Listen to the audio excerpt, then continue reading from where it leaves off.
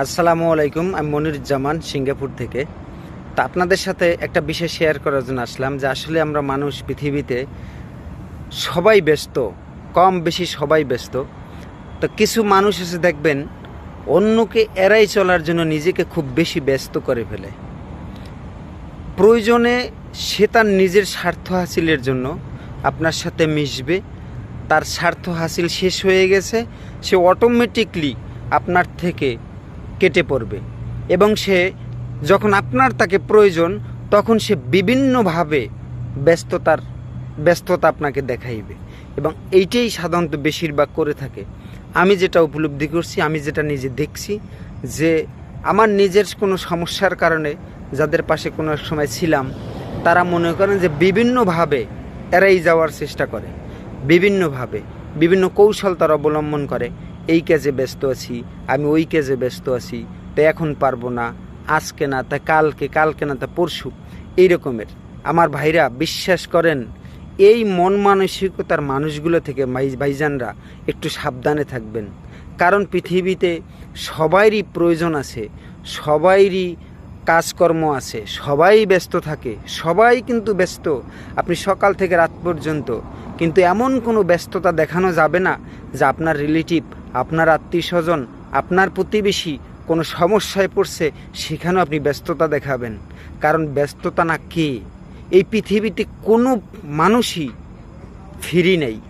সবাই যার যার কাজকর্ম ব্যস্ত, কিন্তু সামাজিকতার যে একটা দায়বদ্ধতা, বন্ধুত্বের যে একটা দায়বদ্ধতা, প্রতিবেশীর যে একটা দায়বদ্ধতা, আত্মীয় স্বজনের যে একটা দায়বদ্ধতা, আপনি দায়বদ্ধতা এড়ান কিভাবে? আপনার কি একটু লজ্জাও করে না? কিভাবে দায়বদ্ধতা এড়ান? আপনার বন্ধু বিপদে পড়ছে, যেই বন্ধু আপনার পাশে ছিল আপনার কষ্টের সময়, আপনি ব্যস্ততার অজুহাত দেখাইয়া আপনি তাকে ইগনোর করলেন, এড়াই চললেন, কি হবে লাভ? আসলে আপনি এগুলো আপনার লাভ না, আপনি লসের দিকে যাইতেছেন, মনে রাখবেন। আপনি দায়বদ্ধতা কীভাবে অস্বীকার করবেন আপনার প্রতিবেশীর? যেই প্রতিবেশী আপনার কোনো সমস্যা হইলে সর্বপ্রথম তারা পাশ থেকে দৌড়ে এসে বিপদে আপদে, এখন তারা যদি কোনো সমস্যায় পড়ে আপনি ব্যস্ততা দেখাই চলে যান, আল্লাহর কসম করে বলি এমন একদিন আসবে যে এই প্রতিবেশী আপনার পাশে দাঁড়াবে না। যেই আত্মীয় স্বজনকে আপনি অস্বীকার করতেছেন, যেই আত্মীয় স্বজনের বিপদে আপদ আপনি পাশে থাকতেছেন না, এমন একটা সময় আসবে আপনি বিপদে পড়লেও এই আত্মীয় স্বজন আপনার পাশ দিয়ে হাঁটবে না। কারণ আপনি কোনো একদিন তাদেরকে ইগনোর করছেন, আপনি কোনো একদিন তাদেরকে এড়াই চলছেন। আমার ভাইরা, আমার কথায় কেউ কষ্ট নেবেন না।